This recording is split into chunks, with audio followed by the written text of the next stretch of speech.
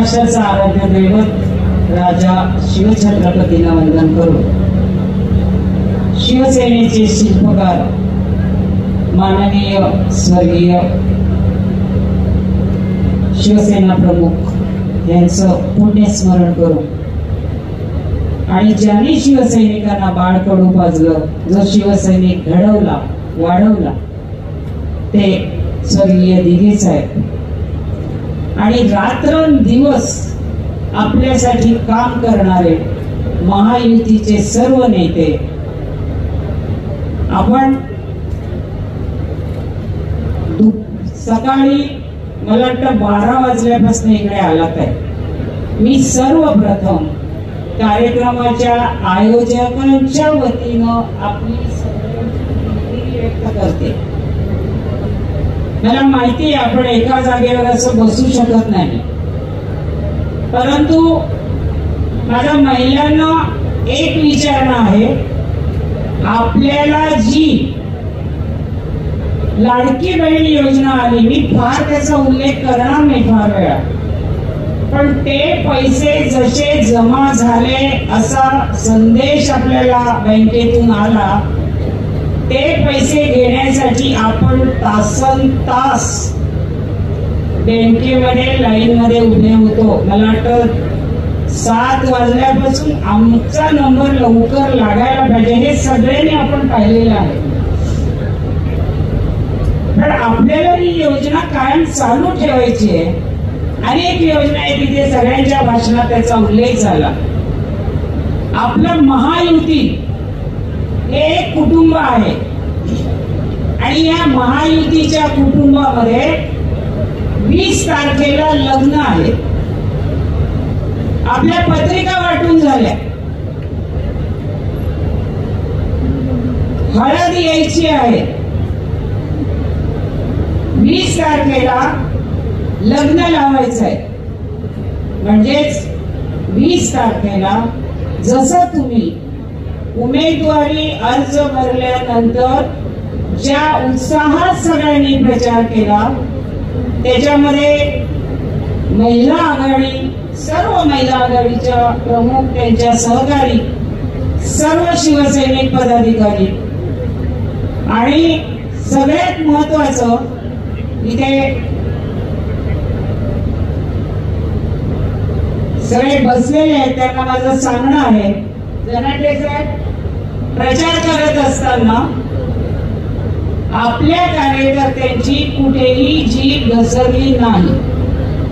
आम्ही फक्त 2.5 वर्षात महायुतीने केलेल्या कामाचा पाढा वाचला आणि गावोगावी जेव्हा आम्ही फिरतो त्यावेळेला एकच महिलांकडनं आधी वधून घेतो की आपण मत कुणाला देणार, ते म्हणतात आम्ही शिंदे साहेबांना देणार।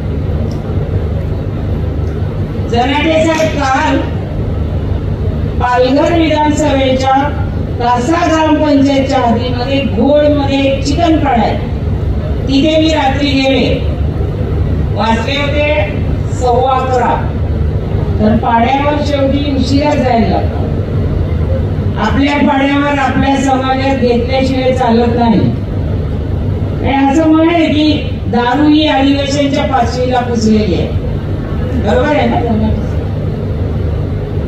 आणि आतापर्यंत गेली 10 वर्ष मी बहुजन विकास आघाडीत काम करत होते। प्रचार चालू झाल्यानंतर त्या पाड्यात काल गेले, त्या महिला म्हणतात बाय तू कामं केली आहेत आमची, पण यंदा तुला मी मत नाही देणार। म्हटलं का नाही देणार? मी काम केलं नाही, मला मत दिलं पाहिजे।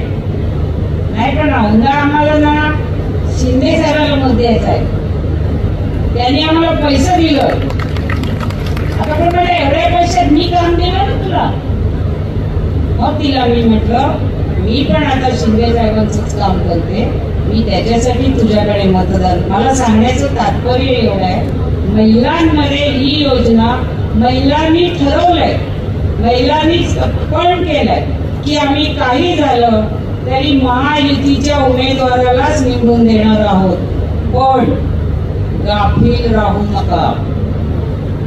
तुम्ही खूप जोशात काम करताय आपण आता बघा, लाडकी बहीण योजना आली, विरोधकांनी असा हे तयार केला टेम्पो, ही योजना चालणार नाही, पैसे येणार आहेत की नाही. पण आपल्या महायुतीमधल्या मुख्यमंत्र्यांच्या बाबतीत, दोन्ही उपमुख्यमंत्र्यांच्या बाबतीत, पालकमंत्र्यांच्या बाबतीत बोलायचं झालं तो बोले तैसा चाले त्याची वंदावी पाऊले असं म्हणणं त्यांच्यासाठी योग्य आहे. मग त्यांनी दिंडोरा पिटला, ही योजना बंद पडेल, ही योजना चालणार नाही.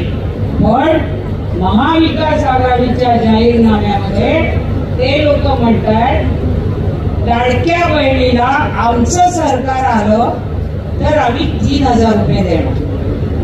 म्हणजे तुम्ही आमची योजना स्वीकारली आहे, तुम्ही आमच्या योजनेचं कौतुक करताय, पण बोलत नाहीत तुम्ही.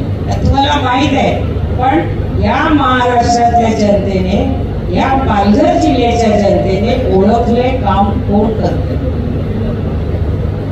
जे काँग्रेसच्या राज्यात जे 50 वर्षात झालं नाही, या महायुतीच्या राज्यात जे त्याच्यामध्ये 2.5 वर्षाची कामं झाली, फक्त यांना टीका करायची आहे.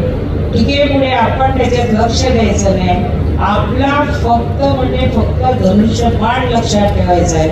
आणि एवढी तुम्हाला विनंती करते, पुन्हा एकदा तुम्ही ज्या याच्याने आलात, शेवटी असं आहे, भाऊबीज असली, भाऊ लांबून यायचा असला की आम्ही त्याची वाट बघतो. मग पण आता तुम्हाला ज्या बहिणीनं आपल्याला भाऊबीज दिली, रक्षाबंधनाची भेट दिली, म्हणजे आपण आपल्या भावाचे काहीतरी देणेकरी आहोत. म्हणून तुमचं एक मत, प्रत्येकाचं एक मत, हे उमेदवाराला मत म्हणजेच महायुतीला मत आणि म्हणजेच परत आपलं सरकार येण्याला मत.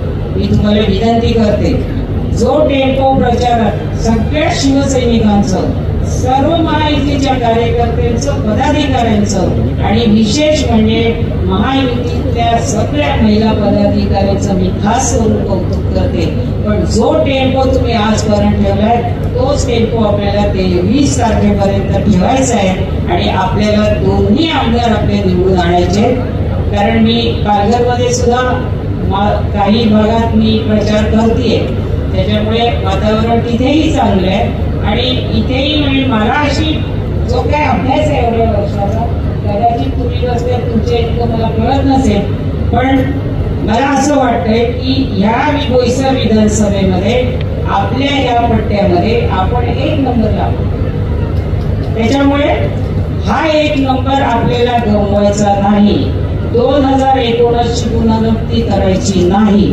काही झालं तरी महायुतीचं सरकार येण्यासाठी पुन्हा आपल्याला एक आमदार आपला महत्वाचा आहे. सगळे हे दावे बाजूला ठेवा, कोणाचं काय घडलं नसेल. आपल्याला पक्षाची ताकद वाढवणं, पक्षाच्या युतीच्या सगळ्या नेत्यांचे हात बळकट करणं आणि आपलं सरकार टिकवणं.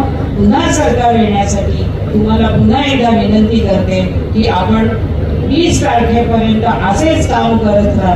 पुन्हा कामं आपल्यालाच करायची आहे, पण ही जी निवडणुकीचा हा जो उत्साह आहे, हा 20 तारखेपर्यंत संध्याकाळी 6 वाजेपर्यंत उत्साह मावळू देऊ नका, हे मी विनंती करते. आणि आपल्या सगळ्यांच्या वतीनं उमेदवाराला मी शुभेच्छा देते. धन्यवाद. जय हिंद, जय महाराष्ट्र.